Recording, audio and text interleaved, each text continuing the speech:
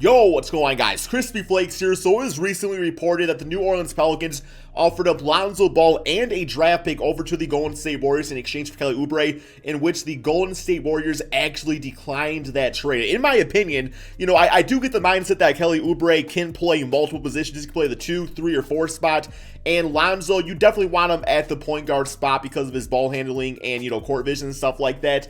But at the same time, I'm thinking that Lonzo's stats on this season, like his three-point shots up to about 40%, off about 8 attempts per game. Obviously, he's a great perimeter defender. The playmaking's there. He would have been a nice person to put alongside Steph Curry this NBA season with Klay Thompson being out. And like I said, Oubre is a guy that could play along, anybody on the Pelicans, from Zion to Brandon Ingram. So for today's video, what we are going to do is we are going to actually put this trade through and see how Lonzo would look on the Warriors and Kelly Oubre over on the Pelicans. But before we get going on that, man, if you don't mind dropping that like, 1,000 likes is always the goal. And of course, man, subscribe if you are new to my channel, and check out my second channel, my reaction channel, Extra Crispy, which I do daily uploads over there, man. So let's go ahead and get going on this. And yeah, Lonzo Ball, I just gotta say straight up, like, I am so proud of him as a basketball player. I, for one, have always been a fan of Lonzo Ball. I know this kid gets a lot of hate and stuff like that.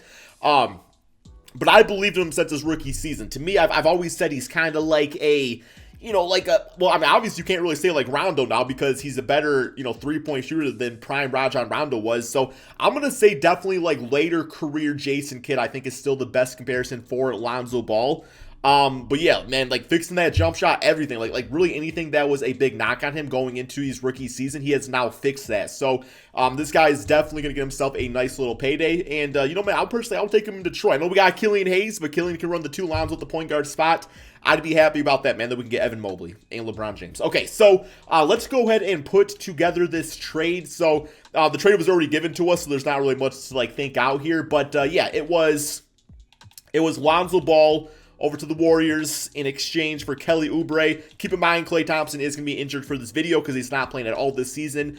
But we're going to start from the beginning of the season. I like to see how guys would do, for a full 82 game rotation or whatnot, man. So, yeah, we got Oubre right there. It's listed at the shooting guard spot. Honestly speaking, would probably play that for them.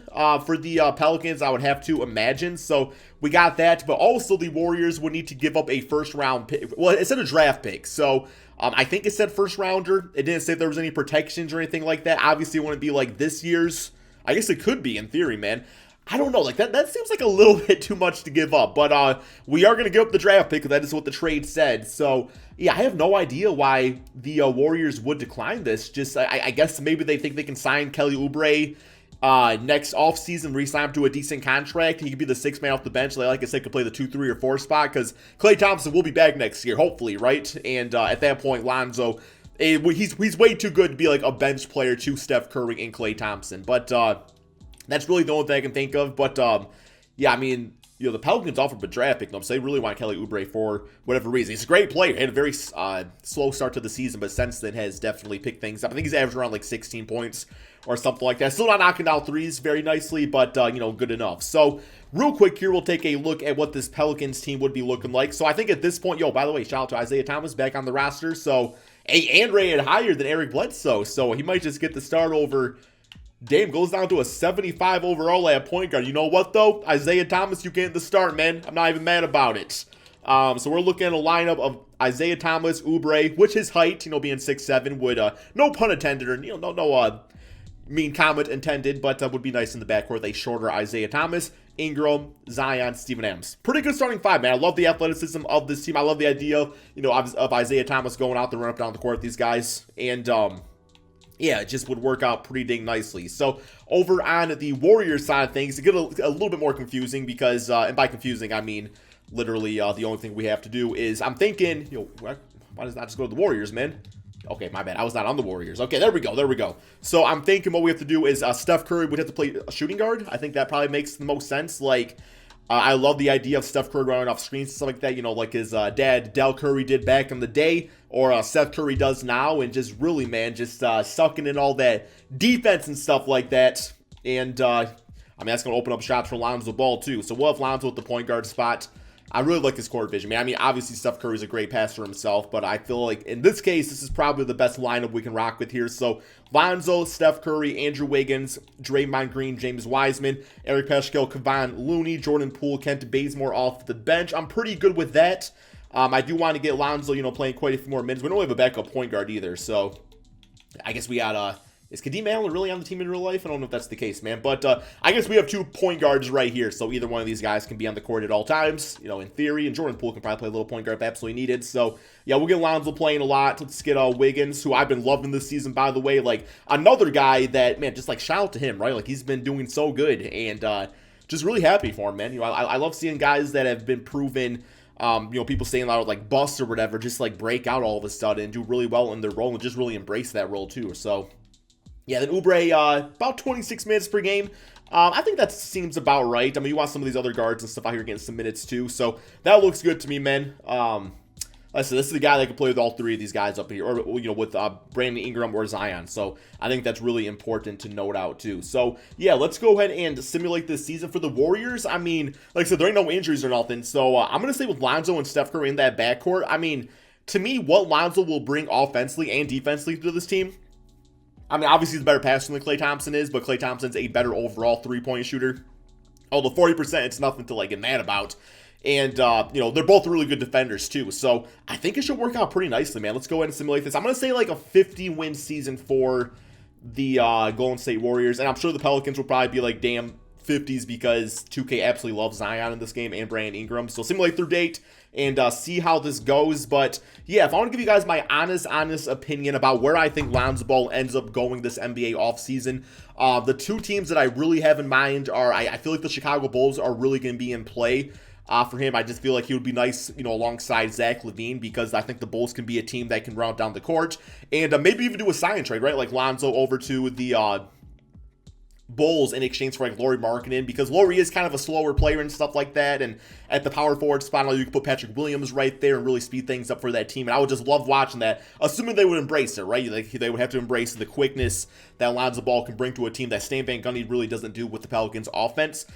So that would work out really nicely. The team I've been saying forever now also that I really want to see is the New York Knicks. I just feel like Lonzo is just like that missing piece for the Knicks really actually making a run at, dare I say, a championship. Maybe not like in the next season or 2, but over the course of the next few seasons, he fits in instantly with that rebuild. You got Emmanuel quickly that can be at the 2 spot, RJ at the 3, Julius at the 4, and then, they got Mitchell Robinson or whatever they decide to do at the 5. And it's New York too, man. Like when you start getting that crowd going there, I think eventually, in years past, free agents didn't really sign there because just like the management just wasn't great. But yeah, it's really showing now that they are putting together a nice franchise and roster. So I think they can definitely sign a big name free agent within the next few seasons. And Lonzo, in my opinion, is a guy that, players would want to play with. Like he's very unselfish. He can shoot really nicely. And yeah, that'd be a great thing to see. So I think one of those 2 teams, in my opinion, are probably the best fits. You could also see a team like the Clippers going for him, or a team like that, maybe the Miami Heat, something along those lines. Maybe he's Chris Paul's replacement once Chris Paul retires over on the Phoenix Suns. I don't really know, man, but record-wise, apparently 2K did not like the idea of Lonzo and Steph Curry. This team went 42-39, 8th in the conference, man, so that's roughly what they could finish right now in real life. And we got the Pelicans with Kelly Oubre, hey, 49-32. It looks like Lonzo is slowing that team down, man. No, I don't really think that's the case. Maybe Isaiah Thomas went off, right? So simulate through date against the Kings and finish with a W. Or was it a W? I don't even know, man. No, it was an L. We did not make playoffs.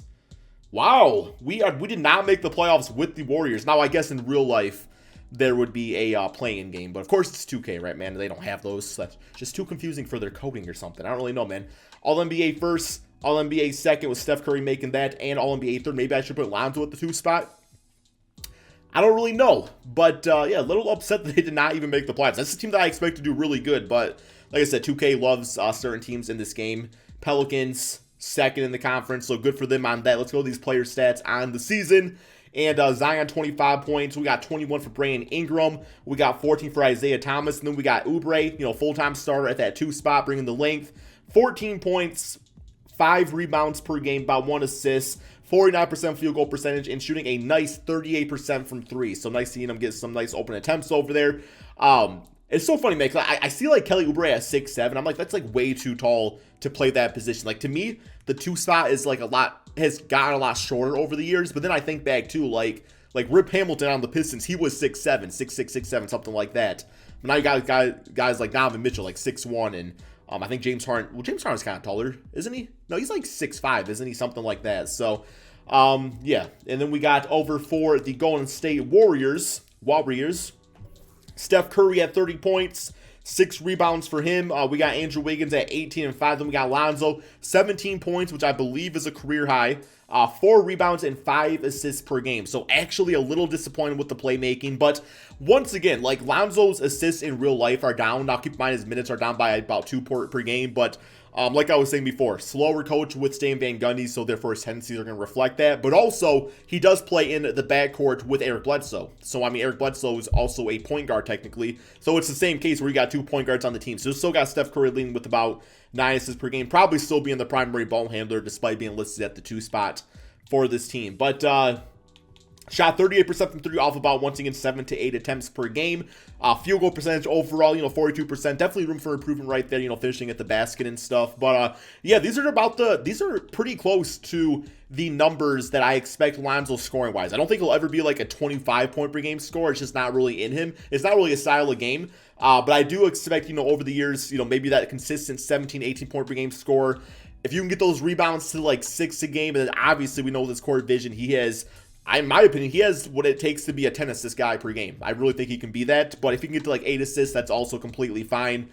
James Wiseman, played nicely off him. Of course, we got the rest of the bench unit right here, and Draymond Green, who I guess it's also a good point because Draymond handles the ball a lot too. So it's another reason why his assists would not be crazy, because you also got to get the assists from Draymond and Steph Curry. So, okay. So I guess we'll see how the Pelicans do in the playoffs because the Warriors are not here. So simulate round against them and see what happened against the Portland Trail Blazers. And hey, we actually came back. They blew a 3-0 lead. So good for us, man. Kelly Oubre, 14 points. Damn, 142-106. Guys, we're not playing around. Isaiah Thomas, 19 points, 4 assists. Taking over, man. Okay, Utah Jazz. Can we get past Donovan Mitchell and Rudy Gobert? And, once again, another 7-game series. This team is making some magic happen. Looks like Oubre's the missing piece. Him and his 4 for 10 shooting. Or Isaiah Thomas, once again, is the missing piece.